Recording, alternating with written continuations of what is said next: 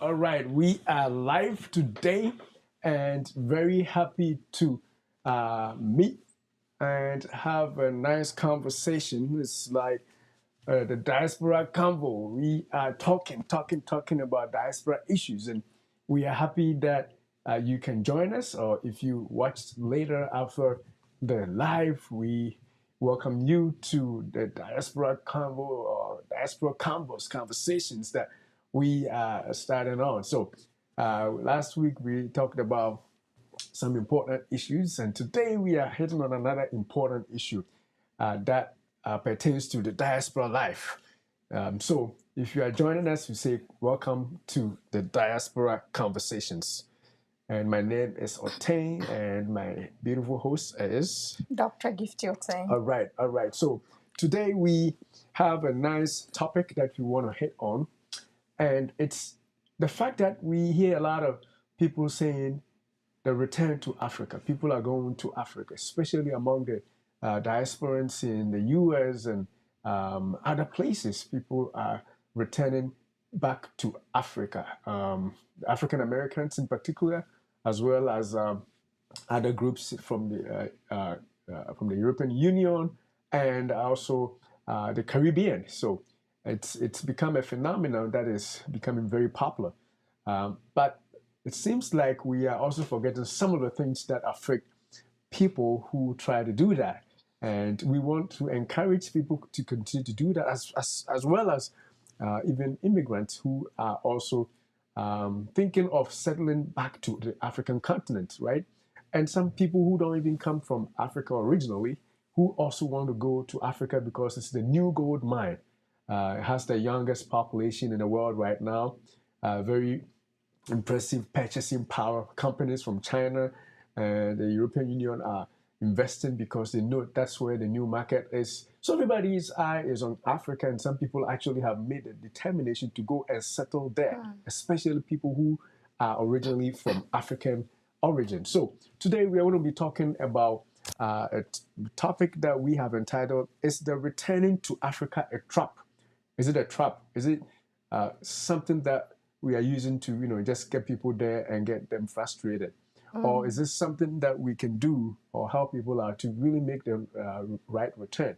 We're going to hit more on the challenges on this show, and we'll add a little bit of the solutions so that people who have the intent or the intention of going to settle in Africa would benefit from this show, as well as even people who are from there who want to go to settle. So that is what the show is about today. What do you have to say? Have anything? Yeah, so with the people that have moved from Africa and they are in like diaspora, right? You say that. Is there like a trap to relocate, to go back? So because some people have lived here over 20 years, 30 years, and there is a talk out there. Is it necessary for you to relocate, go back to your roots? So some people have their own idea, like you can go back, you can relocate and really give back. And also people with African origin that have lived here for generations, they are being encouraged to go back to their roots. So there are a few things that we would like to discuss, open this conversation, because it seems people are not really talking about it, so that we can all learn and figure out things together as we go on. Definitely, so that we can all learn and figure things out together. So with that being said, I think we had some slides. Let me see if I had it already set up. Yeah, so that is that. I'm going to have to move your image a little bit. Oh, yes. Or you move a little bit. Good. So that is what we're talking about, is the return to Africa, a trap, the hard reality that nobody tells you about. You know, we all say, go back, go back, go back. Is it a trap? And is there something that we can learn from today that will help us to do? Before we even talk about this a lot, I personally think that everyone of African descent, you know, we all come from Africa, white, blue, green, whoever.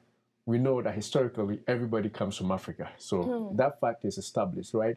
But people who can immediately or within the recent history trace their roots to Africa, especially if you know you are of a black race, I always say that at least in a lifetime, just go back and see your roots. Do not rely on what the media tells you, because the media, as I said last time, I don't know what it's like. They have been paid to say a certain narrative, everything about Africa. Until recently, we didn't even know that people lived in mansions in, in very beautiful cities, because everybody was saying something else. But now, because of the advent of internet, we can all see what is up there.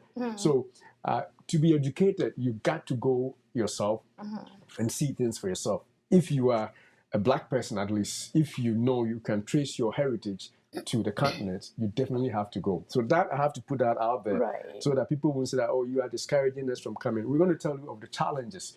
But as we say, it's not enough to just hear the challenges and relax. You got to make that trip so that you find things out for yourselves. Yeah, especially with technology out there, right? Yeah. So we have the DNA, we have the testing, out there that you can really do how do you call it? The tests that you can... Yeah, genealogy. Yeah, you can do your DNA test to find out where you're from. So I think that can be a good start, because some people will do this test and they realize that they are 70% this and 30% of that and all that. So if you do it and you are like 70%, 50% and or higher, you have a trace in Africa. So it's something that you can think about and try and visit and see how is it like out there. Because you don't want to be told the story wrongly. The story out there is not pleasant. Because like you're saying, the narrative out there, I don't know, that when it's bad news, that is when it's a news, right? It's always bad news about Africa. So, but there are good things out there that you have to go and check it out. Yes, definitely. So let's move on with our discussion now. It's returning a trap. Now we're going to be talking quickly about some 5 things that are unforeseen challenges that people who make that trip to return may face. Now, we just want to encourage you to be able to solve these problems if you are making that decision, right? We are not trying to say don't go. We definitely want you to go. But we want you to be getting ready and deal with these challenges before you go. And actually, at the end, we'll suggest some of the things that you got to do to make that trip easy for you. So the first one, if I'll break the ice, is the bureaucratic nightmares. If you decide to move and settle in Africa, no matter where you are, you're going to face some bureaucratic nightmares, which basically means there's a lot of paperwork. Things take a while. I was listening to one lady on a podcast that has moved to, I think it's to South Africa, and she was telling her experience. When she bought her home, she bought a beautiful house. She sold her house from Texas and moved to to South Africa and bought a beautiful house. But after the purchase, she had to wait for 3 months for her documents, for the house to be ready, the title and everything, before she could move. So that is the bureaucracy we're talking about. It's not as quickly in the US. When you sign the documents, you get your keys and you go right there.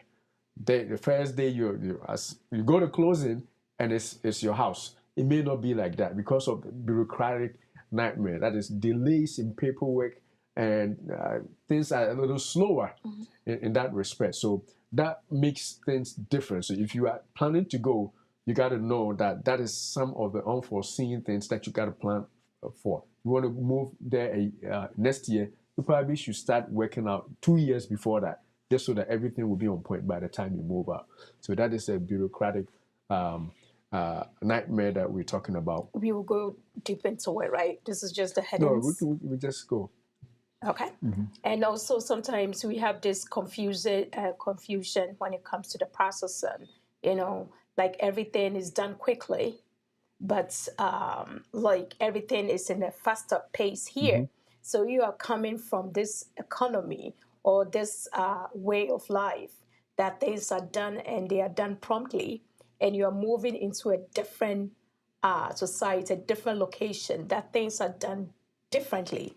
So it's just something you have to maneuver through and try to learn all that and see how things are done. Because definitely there will be a cultural shock. Definitely there are differences. But before you throw things away, you just have to know how things are done and how things are processed. It's not as quick as you're used to. It may take a little while to get things done. So if you do your homework, all that before you go there, when you go there, you won't know it all till you get there, but at least you have an idea about how things are done.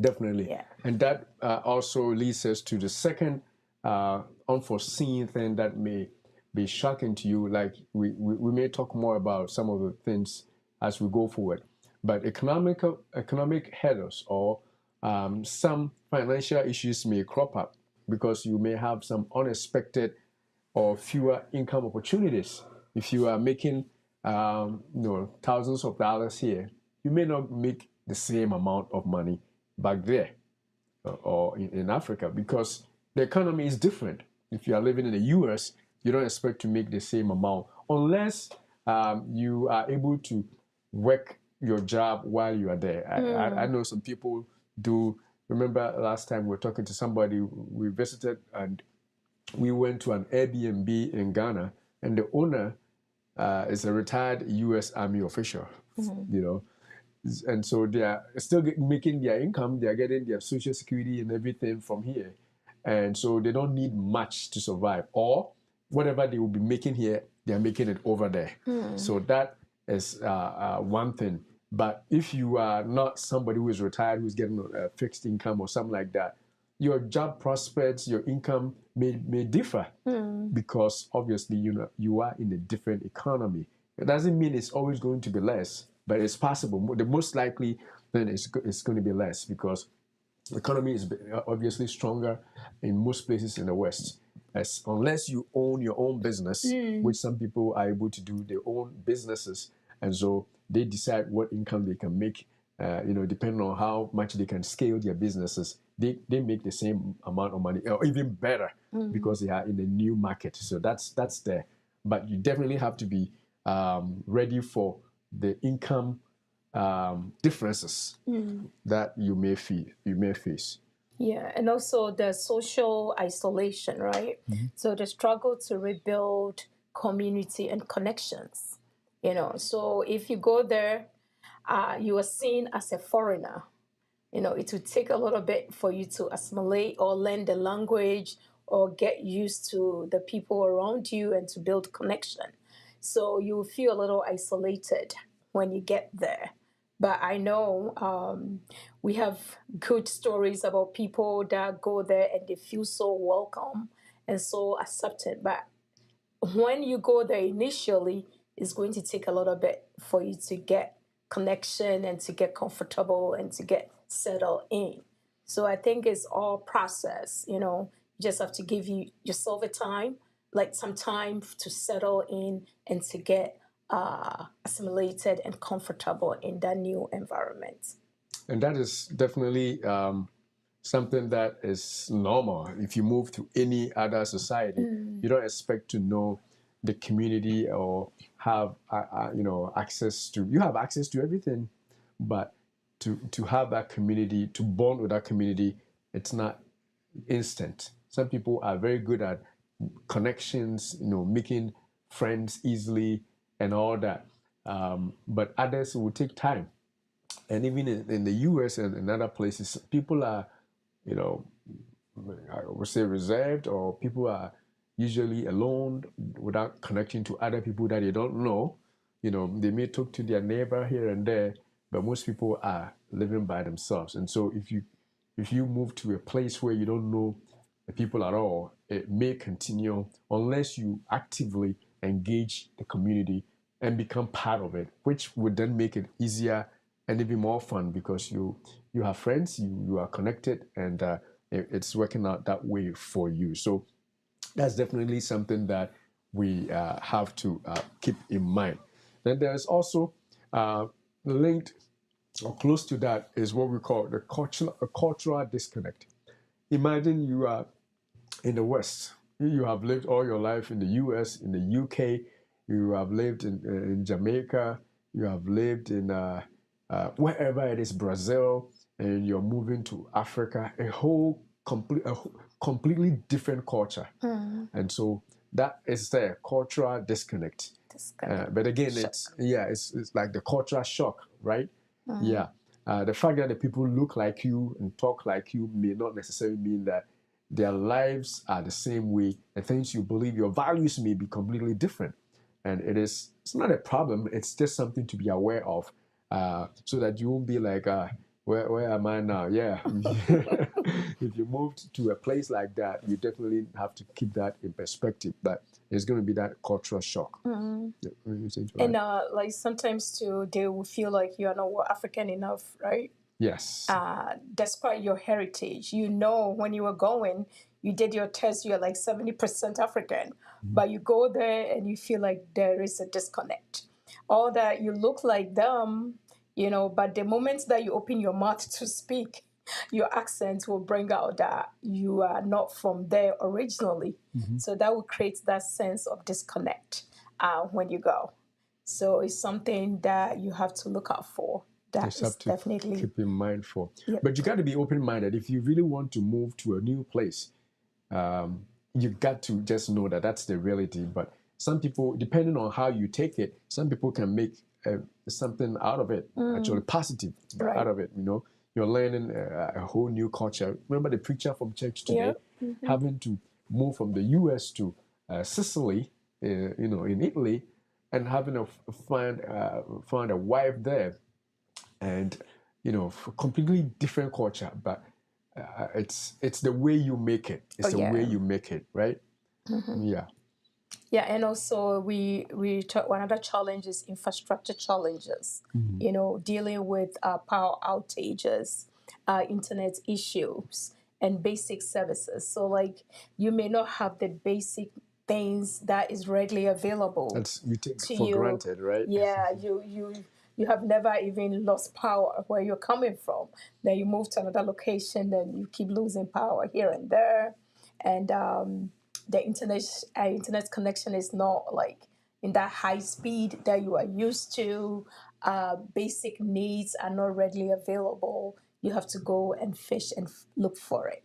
So those are the things, challenges out there. Even the roads, the roads out there, you have this smooth, easy highway drive all the time, and you're moving to an area that, if you get to a bridge, you have to park somewhere for somebody to come through before you can move. And like the infrastructure, like the road system is not as great as you are used to. So those are the challenges that it's going to take a lot of time for you to get used to, and maybe try to maneuver your way through too. But that being said, it's not everywhere. It also depends on where you settle. Right. For example, if you move to the cities, you may find that it's just the same as the West. But if you want to be secluded, well, this is your fair. Visit Yeah. a local place. Yeah. If you decide to go and live by the riverside because you couldn't afford, properties along the rivers here. So you are like, oh, let me go. Now my money can buy me a big place, a nice house on the beach or whatever, and you are remote, then you will find most of these challenges. But if you live in the cities, like you go to South Africa, you live in Johannesburg, or Pretoria, those places are some some of them are even better than in the US, or even in Accra. You go to live in Legon, East Legon, you have places that definitely are just comparable to the US. So you will not find any of these challenges. So it depends on where you live. You may have some of these challenges, but overall, you just have to have it in mind that it is possible to face some of these things when you move to a place that you are not used to. So you definitely have to keep that in mind and know that it is not just the same as living in your home place. Especially again if you live or you move to a place that is not as developed as in the West. But if you are careful enough and deliberate to choose a place where it's a city centers, I should say, then most of these things can be avoided. Plus, you can, like the power outage, you can have your own generators. Yeah, we live in the US. We have power outage. We have our own generator here, so it's kind of like just like you don't lose power as often. Right. But if you lose power, then you have generator in your house. It's like nothing. For internet service, you have companies, multiple companies that you use. Most of them are what not wireless services, not cable laid down and stuff like that. But again, it depends on where you live. So all those services are there, and like as I said, some people work from home from there. They work in the US, but they live in Africa. It's working because they use internet, of course. And so it depends on the planning and how you want to make it.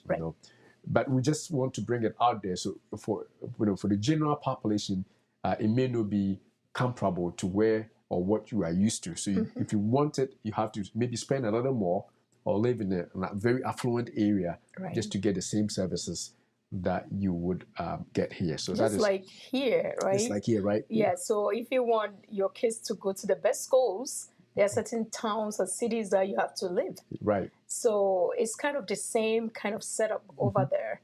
So it depends on where you settle, for sure. Yes. Definitely. All right. And what is the next thing that we're talking about infrastructure, right? So the next thing then is the bureaucratic maze. I think we touched on this already, right? Yeah. So this is after the 5 that we mentioned. We just want to go into details a little bit on some of them. So, for example, you want to purchase a property, as I alluded to earlier. Right. It will take time because of the bureaucracy that is there.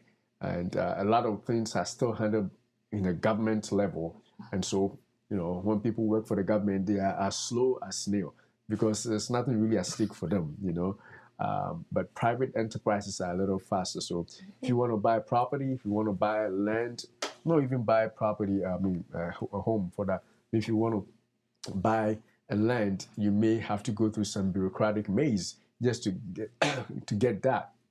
If you want to set up a business, it's not just like going to the Secretary of State's office and registering your business and you're starting the next day. It may take time. So you got to basically put all these things into perspective when you are setting up the date to go so that you work them in for you to be able to make that easy transition. But it takes time. Right. Bureaucracy is definitely time, right? Yeah. Everything to add to that. And the citizenship, are you going to settle there?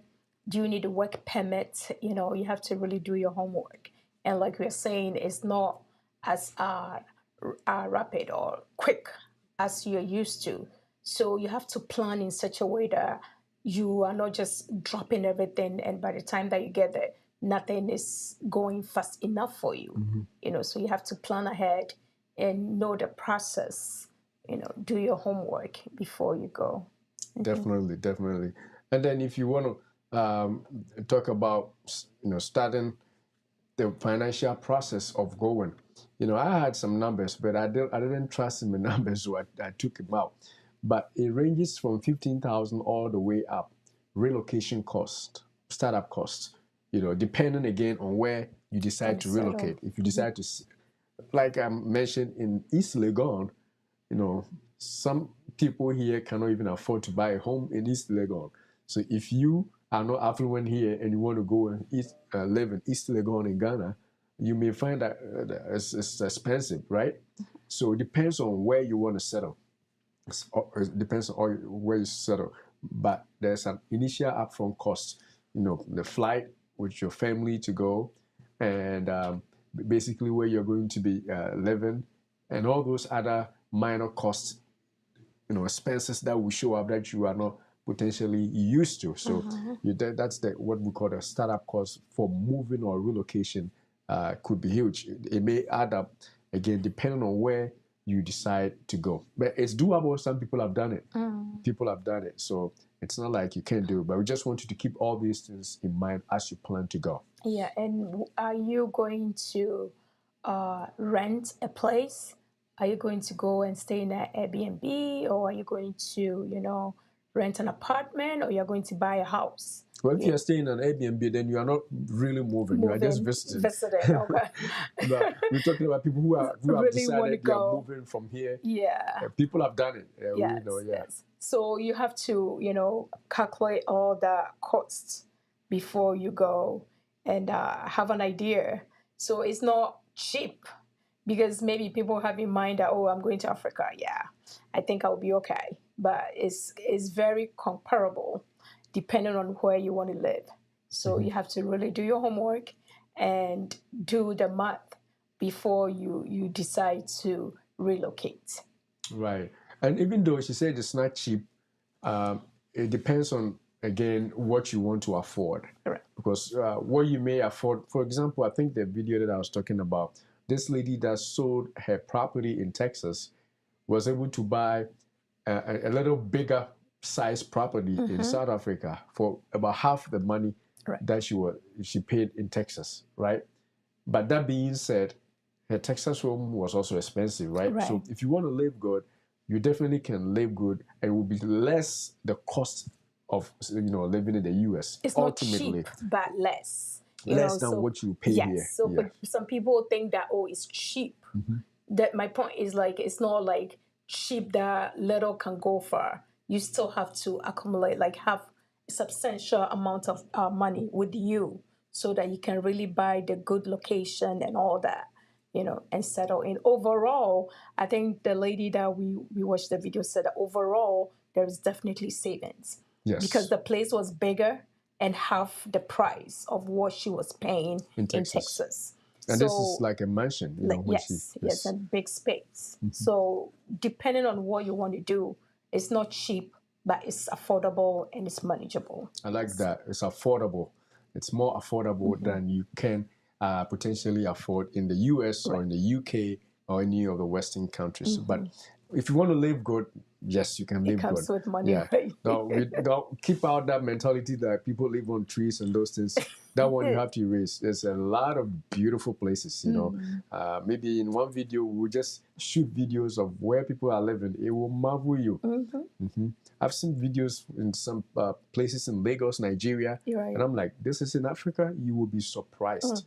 So people are living real good there. If you want to do it, you can, but you just, again, have to plan for it. And especially if you are originally, like I said, if you are, originally from there, when I say originally from there, you are a black man or black woman, you definitely, even if you're not going to live there, just make that trip. You will be surprised. It will boost your confidence and your self-esteem when you return. Because really, I'm from here, and you will not be the same. So you definitely have to make that trip. Right. The other thing that we need to consider is the income drop. I think we alluded to this earlier too, right? So if you are going to, but then it works out the same. Kind of like even in the US. If you're in the Northeast, you may be paid more, but you pay more for what? Mortgage and everything, right? If you go south to Texas, you may pay less for your house, but you may get less pay. At least in our industry where we work, that's what we know. And I think it's across the board for most industries. When you go south, you get less pay, but then things are also cheaper. It's the same thing. So you may find the same property, probably even bigger, but you pay half. And so if you get a cut from your salary from here, just by moving to Africa, it works out the same. Right. Even better. Because better. that stress there is less, when people talk about moving, a lot of them is by the stress level going down. And that's a whole new show if you want to talk about that. So it's worth it, even though we are saying that your income may drop from 50 to 70%, depending on what you do. If you can do the same thing you're doing while you live there, especially through online ways, then you probably won't even drop an income. Right. People work from home. So if you can work from home and live in Africa, you probably won't lose anything. But if you work physically there and you get a pay cut, you will also get a better life. So it works out that way. Yeah. So like, if you don't have monthly mortgage to pay because you bought your house, right? Or you've paid for 3 years, 2 years of where you're living, it means that you're not going to have monthly payment. And if you don't have monthly payment and your income has dropped, it balances out. So all that you worry about is food. The food and your movements around. Healthcare. So, end of the day, it's add up to be the same. So the cost goes down, but it's not a loss because it goes in somewhere else. And your stress level... You mean your income will go down, but yes, right? Yes, your income will go down. But it's not going to affect you overall. You're going to be okay. You are going to be okay. Definitely, definitely. And this also goes to some of our brothers and sisters who have migrated and stayed here for more than 30 years, 40 years, and are not going back because of the fear of, losing their livelihood because it's they're going to lose their job and all that kind of thing. If you plan well, you may be able to just do fine and still live, in fact, even better because the stress that we have will definitely disappear.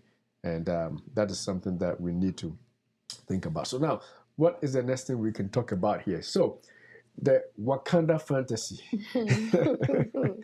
Yeah. So what does it mean to have a Wakanda fantasy? If you have watched that movie, I've forgotten the title. Black Panther. The Black Panther, and you see how the portrayal of the Wakanda people's life in Africa is. And that's all you know about Africa. In fact, I was really happy when I saw that because that's the only one movie that I've seen that shows something positive out of the Black people or Africa for that matter, right? If you have only that mentality too, it can work against you because you also have to realize that even in the US, we have the bad and poor neighborhoods. People, most people don't want to live in some places. Property rates over there are so low because nobody wants to live there. It's there here in the US. In the same way, it's going to be in other places in Jamaica, in the UK, in Canada, wherever you are from or wherever you may want to migrate from.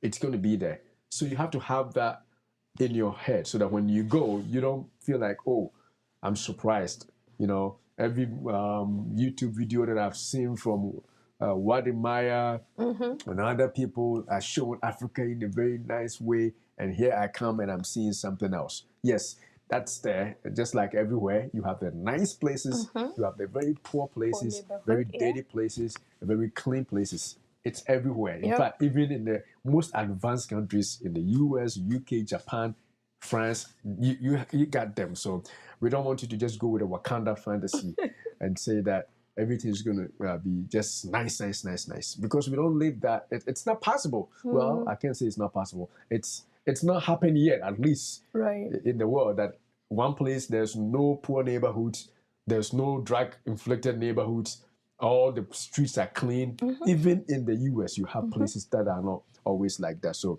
we got to keep that in mind so that there won't be that kind of disappointment, knowing that just like everywhere, there are bad neighborhoods and there are nice neighborhoods. So the societal setup, is like that everywhere.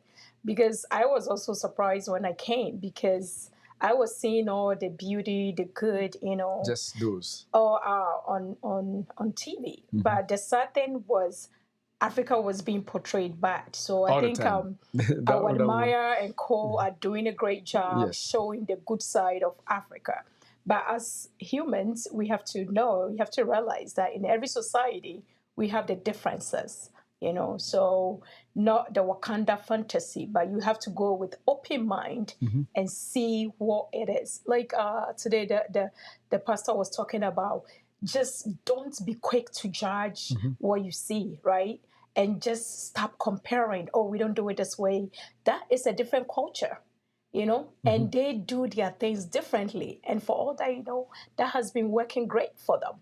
So you go with an open mind and just take your time and try to understand the culture. And that will give you more information, more understanding on how, because of certain things of that's why they do their things differently. It's never going to be the same because they're different people and different culture. So if you go with that mindset, definitely you will take your time, you go back and just lay low and just try and understand their way of life.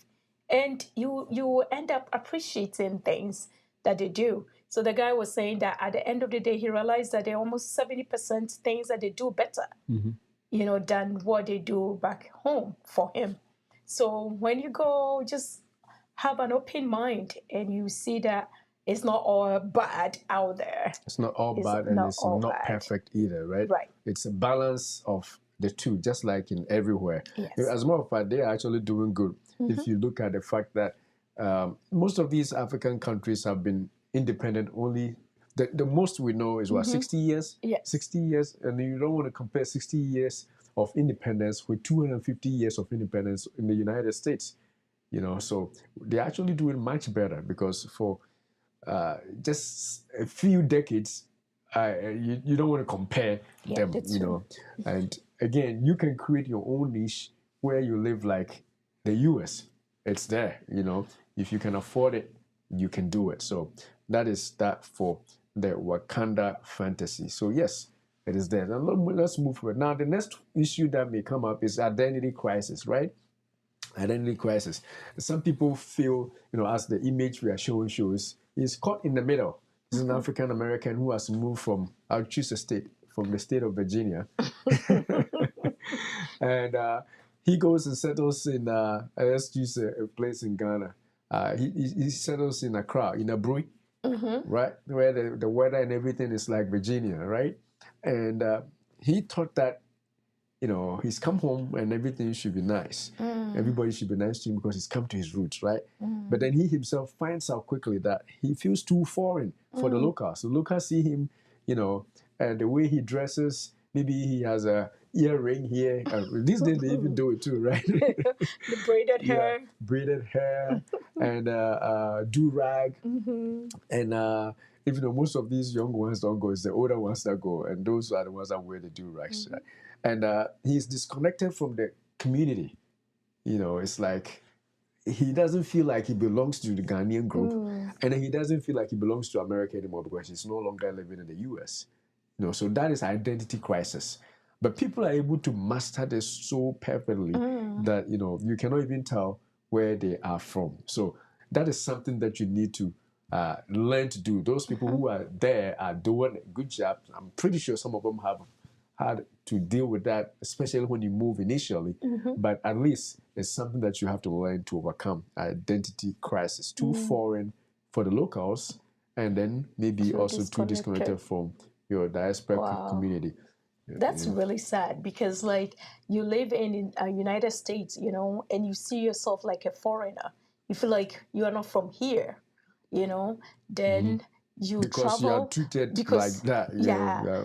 And even no way back, maybe 3 generations back, or maybe 2 generations back, and you know that maybe your grandfather came from Africa not long ago, and you have lived here the whole of your life. So in your mind, you feel like you're not from here, and you moved or you go back to Africa, and you feel like you are considered a foreigner.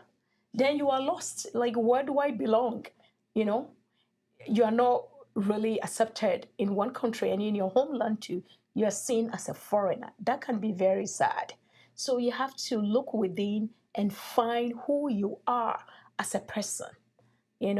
Don't have this idea that you are in crisis because you don't know where you belong. You have to find the place that you belong and feel like you belong there. So if you feel like you're an American and you want to be accepted here, see yourself like an American, you know? And if you are African and you want to go back to your roots, you go there.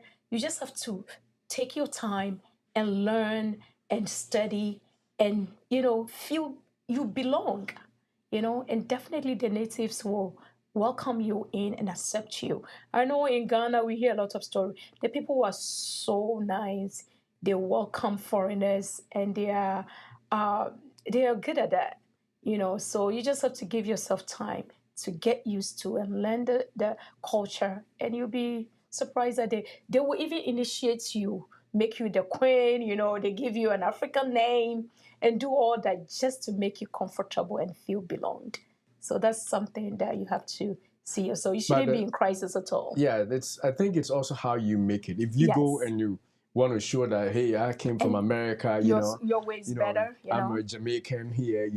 You're not trying to learn. You're not trying to learn the language. You don't go to their cultural events. If you decide to be part of them, then they will welcome you. But if you want to live like you're a tourist, you just came to look at a place and go and take pictures of them. Then they'll treat you as a foreigner. Yeah. But you go, you don't use those cameras as a tourist. You live with them. You go on the markets. You go to their churches. You go to their funerals. You make friends with them. Yeah. Oh, you will love it. As a matter of people just will treat you so good, especially because you are not even originally African, and you are trying to be. They will accept you gratefully. You have people who will accept to do everything you want for them. So it's also how you make it. Yes. And like you said, I'm actually out of a view that you can be from two places. So you can be an American, full-blown American black, and full-blown African black. And thank God you are being referred to always as African American. So that tells you that already, you got two places. Other people are not referred to like that. If you are called African American, take ownership of both places. Yes. You are an American, you are completely African too. And if you see yourself that way, don't feel like you don't belong. You belong. Yes, you are a full-blown African. You're full-blown American. Yeah. Don't let yourself be intimidated by that title. And if you see yourself that way, you will definitely find people who accept you for who you are, either in America or in Africa or wherever else you live. People are there to accept you. Of course, in every place, there are those people who are always going to show their ugly head and not make you feel at home. Even in America, where you speak the language and everything, you'll be treated by racism and other things. Yeah, other things that will make you feel like you're not accepted. Belong. But you got to know that you are from here.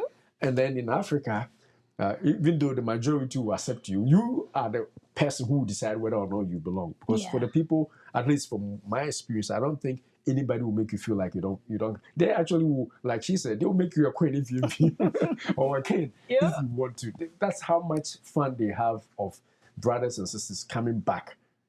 At least from my experience in Ghana, that is how much people are willing to accept you back. So that is not a problem. That is actually you who make that decision. You who will feel or not feel that you are part.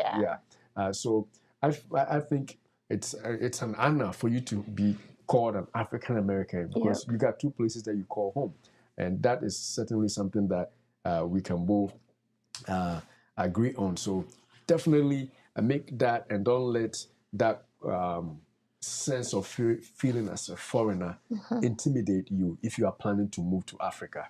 And we have people who, like you said, who their parents just two generations moving to the West, and now they don't even want to go back because they don't feel like they will be accepted. Those people will also be accepted, like your children and their children. They are all, regardless of how long the generations have been, whether you are a child of slavery from all those days or a migrant who has parents no longer living in Africa, they have become fully European or American or wherever you are, Canadian. You should still feel like you belong to two places and feel that way. It's good. Feeling that way is good, right? I think sometimes too the parents don't do well with their kids. Especially the recent Immigrants. diasporans. Yeah, you know, because sometimes they are never taken back home, and they are never told their roots, or they are never taught the language, you know, so they feel so removed. You know, there is no connection there. So I think that the new immigrants should do a better job and let the kids know that they are African 100% and they are American 100%. They can be two, like you're suggesting, which is great. And let them feel belonging so that they don't look down upon where they are from. Because if you do, indirectly, psychologically, it affects you. Because you don't feel, especially when you see the bad things about where you're supposed to come from, you know, you don't feel good about yourself. So I think we should do better encouraging them and let them know that you have to feel good, feel like good about yourself, you know, and just be proud of where you come from and just live it and feel like you belong and you're not in crisis or you're not lost in any way. Yeah. That's very good. That's very good. All right. So, what is the next thing that we are talking about? So, we've done with identity crisis, right? The next thing is what? The other challenge is social integration struggles. I think we already touched on this as much, right? So, the local perception often seen as wealthy foreigners, not returning children of the soil. You know, so that is what some of the natives may feel, you know, because, and again, it also depends on how you go living there. Live yourself, and present yourself. Yeah, if you present yourself like the rich American dude who has come back to Africa to save the Africans. Yeah, that's when they will look at you that way too, you know. But if you come like, oh, I've come home, you know, and I want to learn my roots, they will accept you for who you are. Not, you know, showing dollar bills to everything you want to do. Let me tip you. Then you will not be, you know, seen as somebody really serious about returning to their soil, to their roots. But and that is when that will happen, right? Yep. And what's the next thing is that the expat bubble, right? Yeah. So many returnees end up socializing only with other returnees. You know, so I think the video that we watched, the lady was saying she's not used to the natives.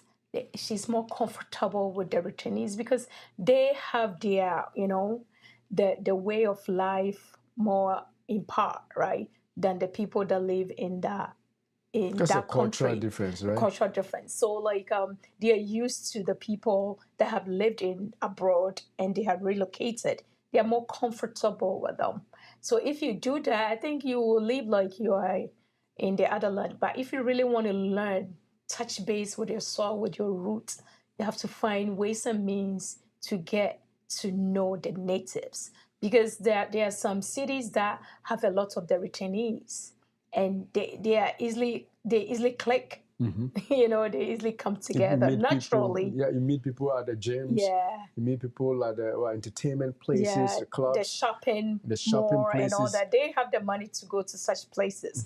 So your chance of identifying them is very quick. You know, that can be something that can be helpful because they can give you ideas and tell you things that you are not aware of, you know, and slowly, maybe through them, you can try and learn from the natives as well. Definitely, definitely. So the basic advice here is don't live in a bubble. Right. Don't plan to live in a bubble. Try to expand and make friends with the local people because that's how your stay can be better. Right. You save money in the long run because they know the places where you can get stuff cheap, right? They know the in and outs. And of course, connect with the other expats or other people who have moved down there so that you can also continue to enjoy your own Western culture. And, you know, lifestyle that you like, you know, you could do those things. So it's, I think, as we go for, I think that's one of the things that we suggest in the end. Like we definitely have to learn something about making sure that we do not just stick to one group. Make sure that you do the next one. So let's move to the next one. The next challenge that you may find is what we call the language barriers, which is huge. We find things easy in the US because we, as you go to school, you are taught in the language of the West, depending on which African country you live in, either French, English, or Portuguese, right? And so most Africans... No Spanish over there, right? No Spanish. Most Africans, or African students or migrants would speak either English, French, or Portuguese. And so we are able to adapt to the West, But when a Western person comes to Africa, or African Americans in the diaspora return, if you are going to a place where they don't speak your language, it becomes a little bit of a problem. For example, if you are from Jamaica and you move to Mozambique, I think Mozambique, they speak Portuguese, the official language at least, right? Or you move to the Ivory Coast, where French is the official language, then you're going to struggle a little bit because you cannot communicate as well. But if you do your homework well, and you're moving from an English-speaking Western country, then you move to an English-speaking African country, the language barrier will still be there among people who have not gone through the formal education system, because they haven't adapted the English language. Because remember, it's a foreign man's language that they have adapted as a foreign language. So if they don't go to school, then they will only speak in their local dialect, which will present as a challenge for you. But at least you will still find people there who have gone to school, whom you can easily communicate. Right.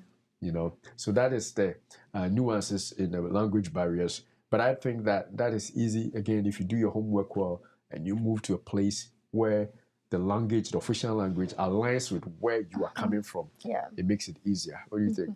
I remember somebody said that they did their homework very well before they visited Ghana, right? And when they went there, they couldn't find anybody to communicate with.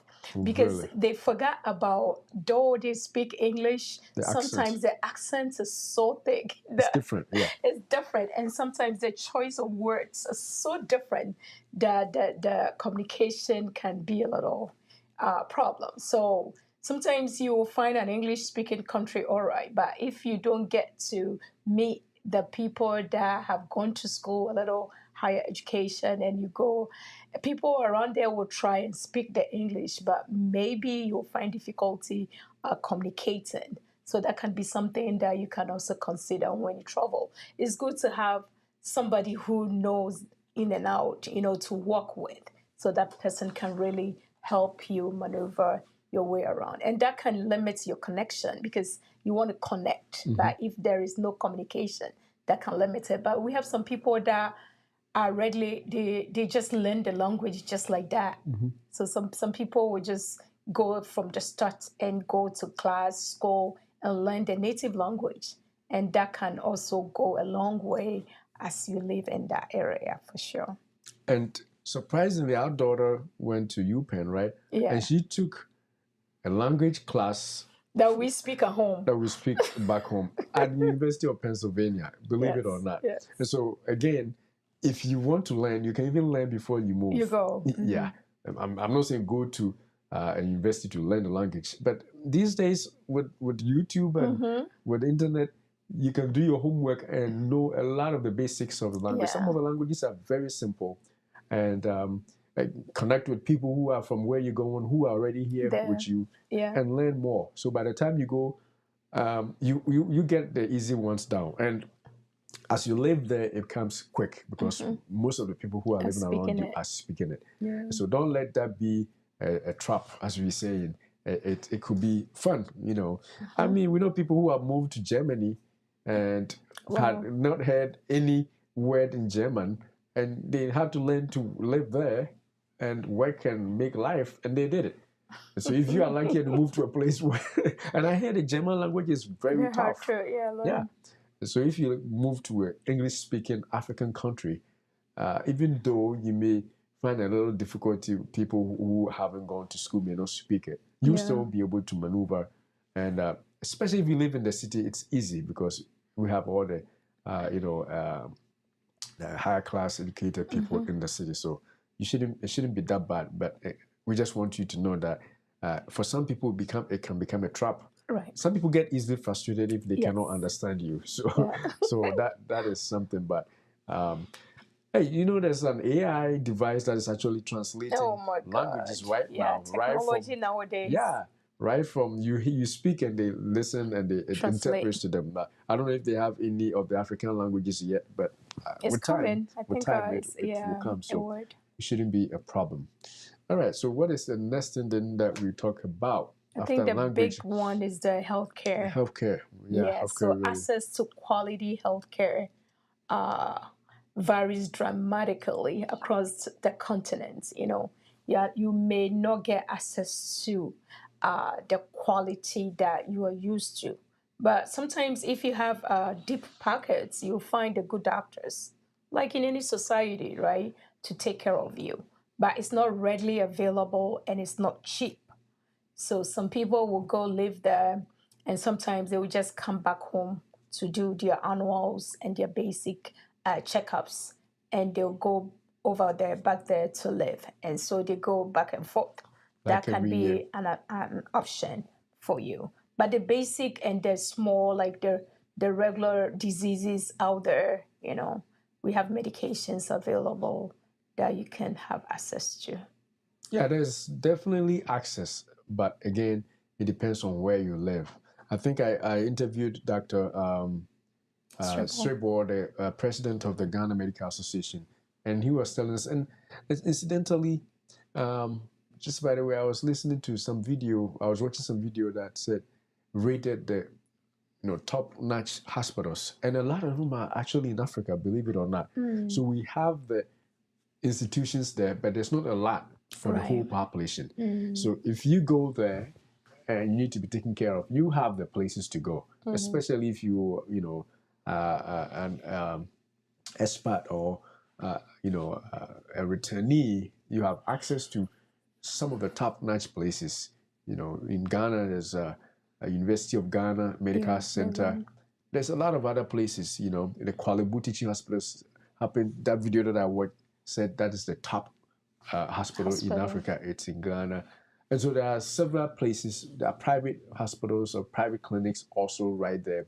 But again, we don't want you to just go. You have to do your homework. Where the area you're going to live, where is the place that you're going to seek care if you have to, whether emergency care or whatever. You have to put all that into perspective so that it won't be like, oh, I'm here and I don't know where to go if I need something. So, yes, definitely that is something that you need to take into account, healthcare.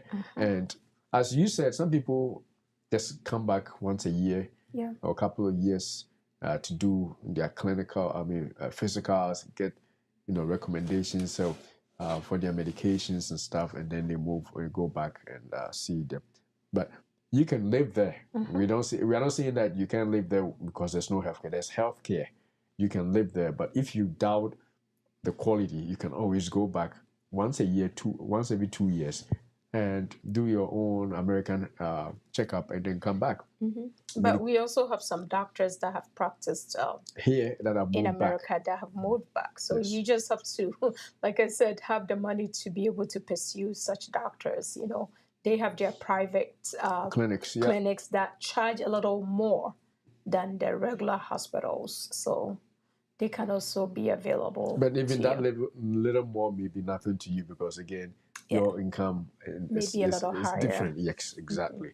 So yeah, there's but at least we just want you to put it in perspective as you plan, so that it won't be like a trap. Because we want to make people go with the full knowledge of what they are going to meet and plan towards that, so that they won't pick up their bags and return after they have made that move, right? Yeah. So yes, that is definitely.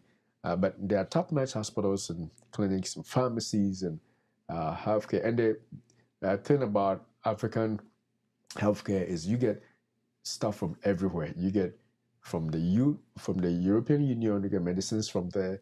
You get some from the UK. I mean, now UK is not part of the EU. So from the UK, from China, from Japan, from India, everywhere. And from America Because too. it's not like controlled that it has to be just made here. And so there's access in terms of medications.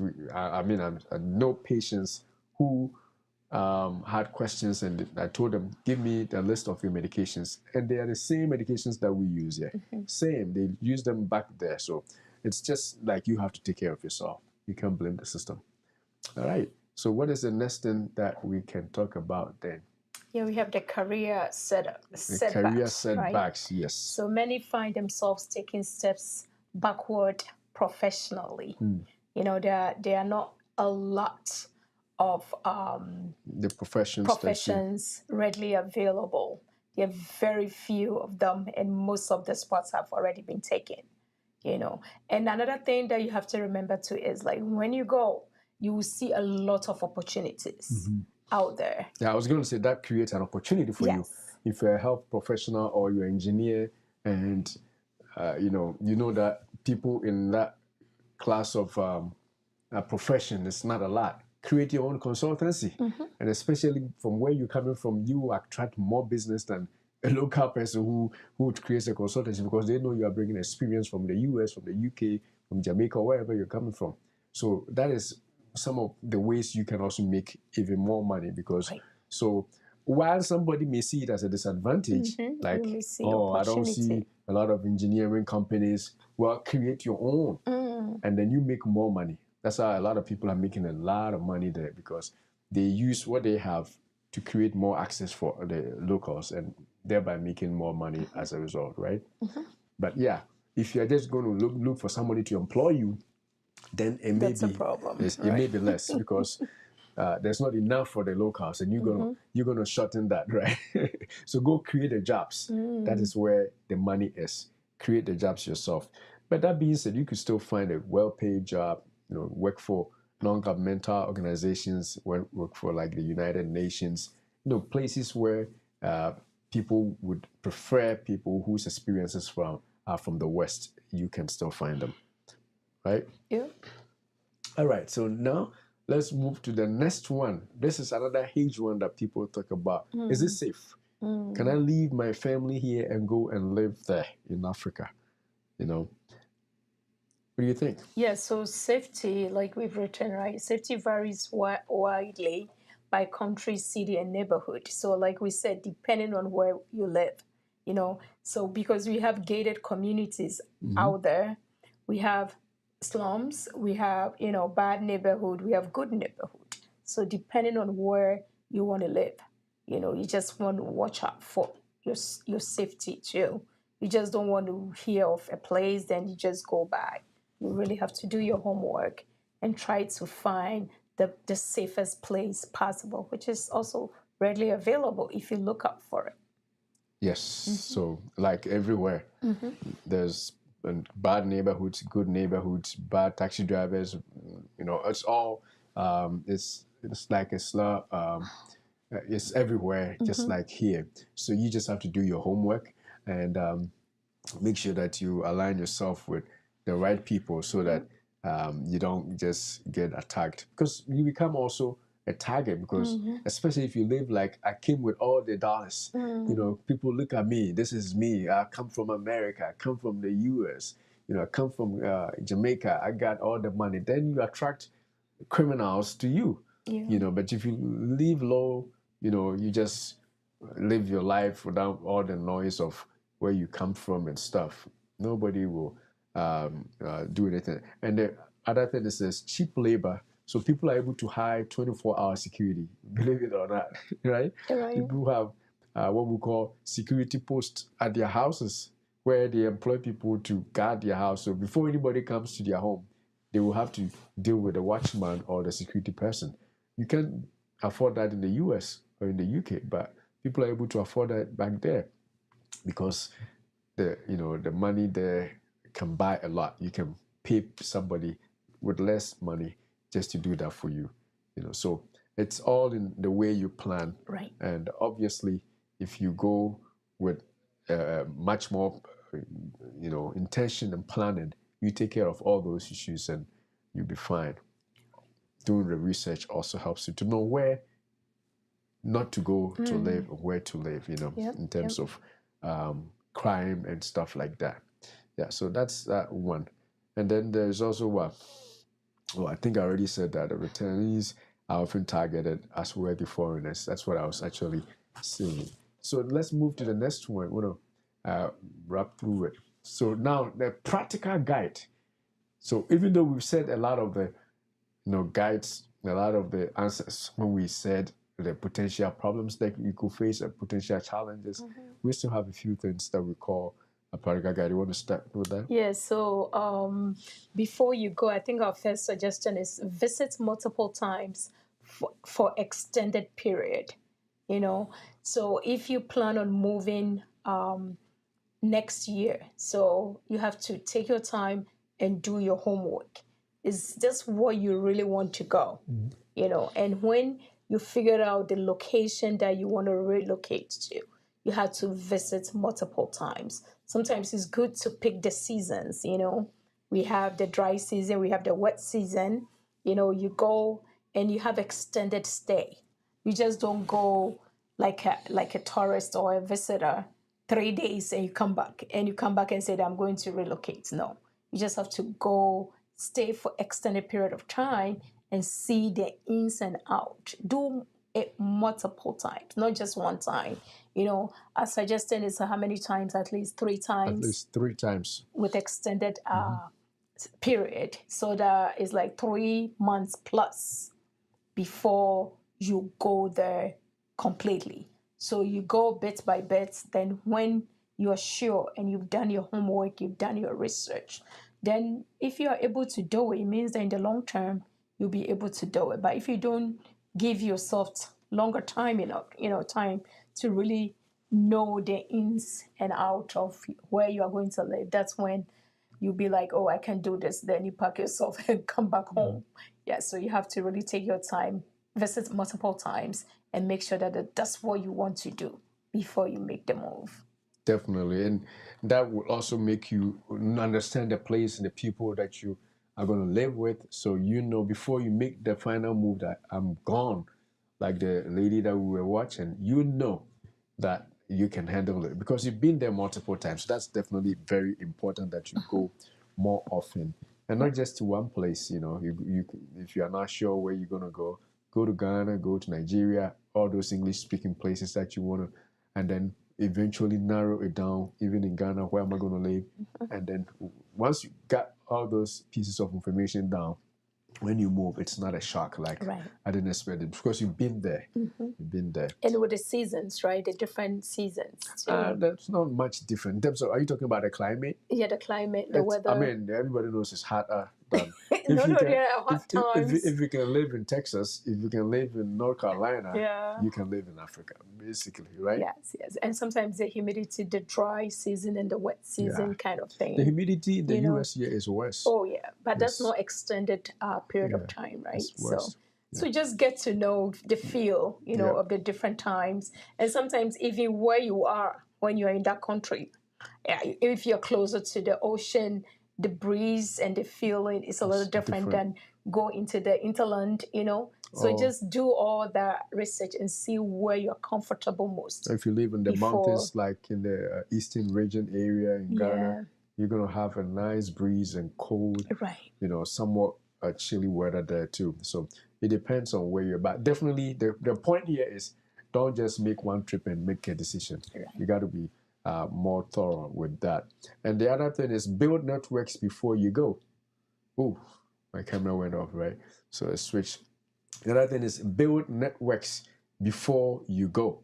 You definitely need to build a network because you can't just go to a place where you don't know anybody. It's going to be hard. So as you go, make friends, if possible, even connect with people who live here or where you are, where you're moving from, who can link you to somebody there so that the person here will be accountable to you, and then you make the friends and make the move that way. So that is definitely important that you do that. Yep. So, and I remember when you were taking your friends back to Ghana, from school to Ghana, they visited and they went through all the different kinds of foods. They tried to taste, try to have a feel of what kind of food out there that they are comfortable with, and the ones that they will enjoy more. So just do your homework, do your research, and try to know somebody who knows somebody and who knows somebody over there before you move. For all that sometimes you may not even find them. But when you go, like we were saying, you get to know where they are all living. Sometimes they tend to live around the same area. just to see where you can fit best. All right. And then the next thing is what? Have 12 months of expenses saved. Right? Let me see if my camera is working. Have about at least 12 months of expenses saved. It's a lot of money. I mean, but since you're moving to a place where you don't have family or you don't know many people, it's only good to be able to do that. I mean, somebody may say, well, 12 months is a lot. I can't. So I'm going to do 3 months, and if it doesn't work out, I'll come back. Or 6 months, and if it doesn't work out, I'll come back and work and go back. That's up to you. But if you really mean business, if you really mean to return, then the ideal thing is to save up 12 months of your regular salary and go. That way, within that 12 months, at least by the end of the 12 months, you would be able to find something that will bring you income.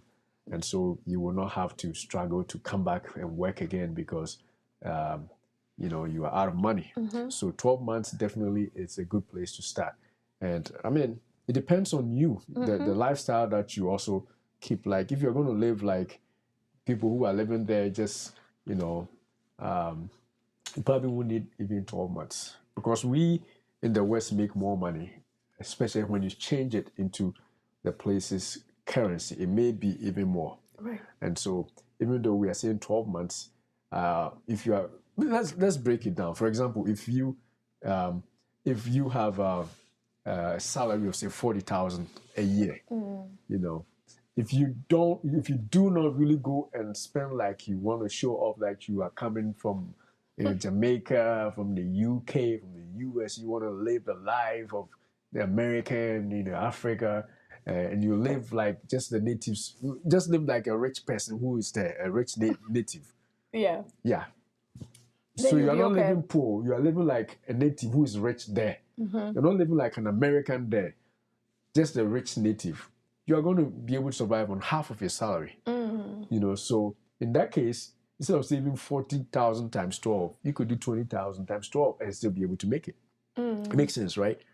40,000 is like a year. If you're making 40,000 a year, okay, instead of saving 40,000 times 12, because you say that save for 12 months before you go, you could do 20,000. No, 12 months mean that you earn 40,000 a month. You're talking about 40,000 a year. So the whole year, all that you need is 40,000. Right, and I'm not saying times 12. Though. Right. Okay. So I'm saying that. Oh yeah, I think I made that mistake. So I'm saying that if you are going to go with 1 year salary of 40,000, you could potentially live on 20,000. Well. Right. Yeah. Okay. You see what I'm saying? So you may not need to bring a full year 40,000 there. You could probably do a full year 20,000 and still make it nice. Living even a little higher than the average person over there. Right. But if you want to live like I've come. This is where I'm from. On vacation. I'm on vacation. Eat out every day. Yeah, exactly. People do that. That's where you get into trouble, they eat out every day. But in the US, they're not even eating every day. But Africa is easy. The weather is cool. Every day to the beach. Every day eating out. The clubs every day drinking. Yeah. Then of course you're going to run out of money. Yes. So it depends on your lifestyle. Yeah. So and what you want to do when you go there. Are you going to look for a job? Are you going to find opportunities that we are talking about and try to invest and do something? Because they are saying that it's like a green place. It has not been, it's not well advanced, or things have not been done a lot. Everything has not been taken out yet. Yeah, so you can find the opportunities because you're going from outside. You can see the opportunities out there. Maybe the natives are not seeing what you're seeing because of your exposure, your enlightenment, and your background. So when you go, there are so many things, opportunities out there that you can start something. I think I watched one Diaspora too talking about, I just want to do this. I can see this, and she is expressing how and what she can do, in that area. But people over there are not seeing it. So depending on what you want to go there and do, maybe the 1 year wouldn't be up, and you have, this lady has built almost 2 apartment complex already. Wow. In 2 years, but she was struggling back here, but she relocated and she could see the opportunities out there, and she's making it. and now the money is not coming from outside. She's making it Money right from in there, and she's doing great. So depending on where you want to go, do you want to go and live there as like a tourist, or you want to be part of the community and build something? Then if that's a very important. Yes, if you want to build something, then your resource will be right there, because the resources, the labor, and everything is way cheaper than where you're coming from, and you can see the opportunities right there, and you can make an impact for sure. Definitely, that's a very key thing. If you're just going to live there as a tourist, or you're going to be part of the community, create solutions for the people. If you have the mindset of going to contribute to the people, before you know, Africa will contribute to your own emancipation, your own riches. Just because your mindset was, I'm going to go help build. Because what you innovate to bring help build will be the same thing that people will buy and make you rich. You know, but people don't think like that. We just want to be paid just by using stuff. Just try to create something for the people there, whatever it is that you can make with whatever skills you have. That is where your breakthrough may actually come from. So that's a really, really important point you brought up. Right. And what else we say? So like create we said, income sources. That's what you talked about, right? Yeah. So you can also learn the local language, like we suggested, right? Learn the local language, definitely. And do you say join returnees, community and stuff like that? See if there's anything else. So success really do exist. That's the question that we can also ask. We're saying that, is it a trap? That's the key phrase when we started, is the return to Africa noise that people are making. Is it a trap? Because once in a while, you will see a video that says that they're moving back to the US. They couldn't stay. I've seen a couple of videos about that too. So is it a trap? And we want to say that it's not a trap if you do your homework well. It will be a trap if you just ignore everything and pick your bag and go, and then go and live like a tourist. Then you'll be trapped. You run out of money. The clubs are there. Come on, man. Partying is the partying in Accra, in the nightlife in there. I'm hearing so much fun. And, you know, these expats come back. You know, African Americans go back. Jamaicans go back around Christmas and come and see party, you know, life. You know, this grilling, night grills and club life and stuff. Oh, if you go just for that, then you just make your mind you're going to spend your money and come back. But if you really, you're going to blow it off and come back, because you're going to have fun.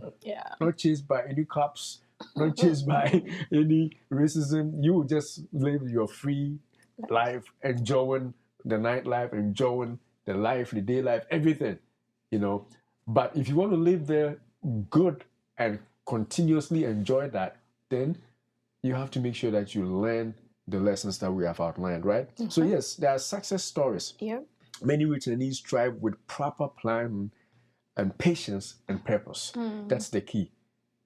Just like you plan for your retirement, you have to plan. I'm going to plan so that I retire back in Ghana. You know, W.D. Du Bois, a few other popular names that went to Ghana and other African places to retire. There are people that are making life there. You can't even tell them from the natives. They have assimilated so well. They love it, you know, because there's no stress. But if you want to just go because you heard about the Christmas return and you're just going to blow, then call that tourism. That is not a real return. But for people who really want to return and call themselves Africans, you know, go to their second home, you know, then those people have to plan. And with patience and purpose, you are definitely going to have something up there for you. So returning is a journey. It's not a destination. I like that too, right? So if you decide to return, it's not a one-day thing. I'm gone and I've arrived. Even while you are there, you are still on a journey of return.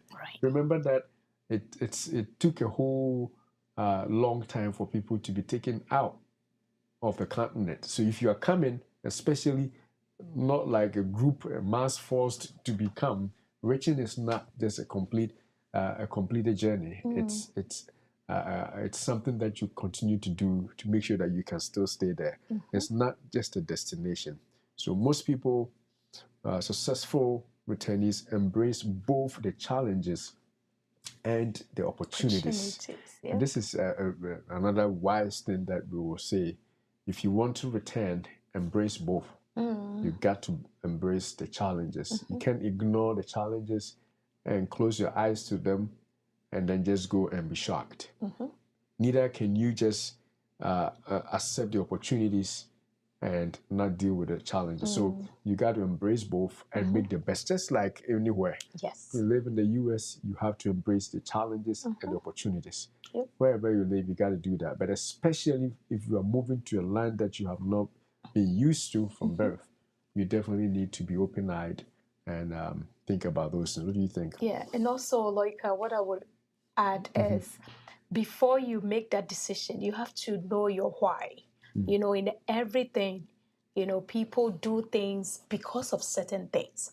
So you want to relocate, you want to return. Why? Why do you want to do that? You know, I think the lady that I watched said that she felt she's religious and she said that she felt is the calling.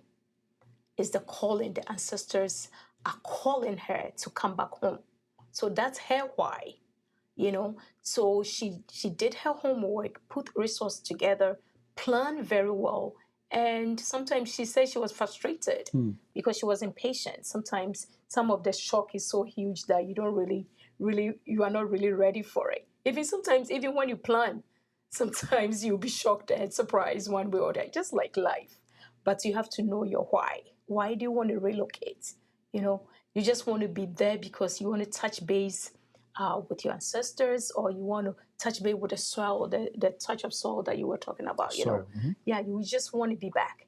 And she was describing the feeling that she felt when she stepped there, when she arrived. She felt like she's back home. She has arrived. So that sense kept her that feeling of wanting to relocate. And when she got there, she said every day she's just discovering things of herself because she feels that she has arrived, she has gotten home. So you have to know your why you want to relocate. You want to go there because you want to touch lives, you want to impact because you've acquired so much knowledge. That I remember one person that we attended the old school, he said something like, America will be okay without you, but maybe your country needs you. Your country may not be okay. Your continent may not be okay without you. So maybe you want to impact, you know, you want to cause a change, and you feel like that's your calling. So because of that, you want to relocate. So if you have that strong desire to relocate, you know, that is there. That will make you start planning and start doing it. But if you don't have any reason, you don't have any cause, you've heard things, bits and pieces here, oh, it's very fun, let's go. Then you pack your bag and you go, then you are going to be in trouble. So before you decide, you have to know your why you want to go. And when you find out that that's my why, then you put things together. Just be patient with the system. Try and live with the opportunities and the challenges. Balance the two, and you will be glad that you did. That's a very good place to land. That's a very good place to land. And with that being said, if you want to make that journey and you need people, you know, to help you, you can hit us up on the channel. We know people there that we can link you to, and hopefully help you make the right stop, the right move back to the continent if you so choose. So definitely keep that in mind and email us or put it in the comment section somewhere, and we'll be able to link you up. And though the title seems like we were going to discourage you from going, that's not the case. We really want you to go, but we don't want people to go and just pick up their bags and come back. Because a person that goes and does not succeed, when they come, they will talk the whole world out of going back. To go. And so we want to make sure that... But they wouldn't mention that they didn't plan. Or they didn't, do their homework well. Yes. So. Yes. And somebody may say, but why are you guys not there? Somebody may ask that question, right? That's a huge question. Yes, that's a huge question. So we will also be back eventually. We also have migrated and we're learning the Western experience to better our own lives, and we're giving back to the continent while we are here. And so we also learned, have chosen to live the two lives. We are both African and we are both American. So we enjoy the both of them. So that's how we challenge you to also do the same. That way, you can also help back the people who are there.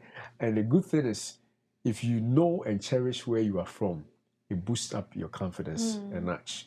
You know, people who are from other places in Asia, they proudly say where they come from. But a lot of black people do not go back to Africa. And so people will show them bad images of some flies on kids, and it dampens your spirit because you don't know. They're telling you that's what it is. Yeah, and when they want to demoralize you or That's what make they you do. upset, they'll tell you go back home. Yeah, go back because from where you come from. because they think where you come from is Is not that good. bad? But it's not bad at all. Yeah, but if you go yourself and you see are it. proud of the place, you make noise about where you are, they will stop saying go back because they know you know where you are from and you like it anyway. Yes. You know, but so it's an interesting thing. But I would say before we conclude that if you are an African American, a Caribbean American, an European black, wherever you are from, and you have never visited a continent, you definitely need to do that one day. I always tell people, at least do it once before you die. Yes. I'm not saying move there permanently, but just go there. You know, I had opportunity to go there and see where most of the slaves were channeled to on the seaport, the Elmina Castle, the Cape Coast Castle in Ghana, to see where your ancestors were finally boarded on the ships. And some of us cried, you know. But you got to go and see all those things. They're still existing, and see where you are from. And like she's saying, some people even just feel just better just by landing there. And so you definitely need to have that experience as an American black or wherever black you're coming from, just so that you will feel good about yourself. And again, it will boost your confidence a notch. Yeah. It will make you feel good about yourself. So I don't know if we have anything else to say, but we will say that make sure that you join the conversation. Try as much as possible to put your comments in there. We take good comments. You know, bad comments are not welcome. No, honestly, we want to have fun. You know, just hit us up if you have any questions, and let's keep the conversation going. Right. And we really appreciate that you watched all the way to this end whenever you watch it. So we will say, Beloved, we wish above all things that you prosper and be in health, just as your soul prospers. Thanks for watching. Thank you. And we'll see you next time. God bless.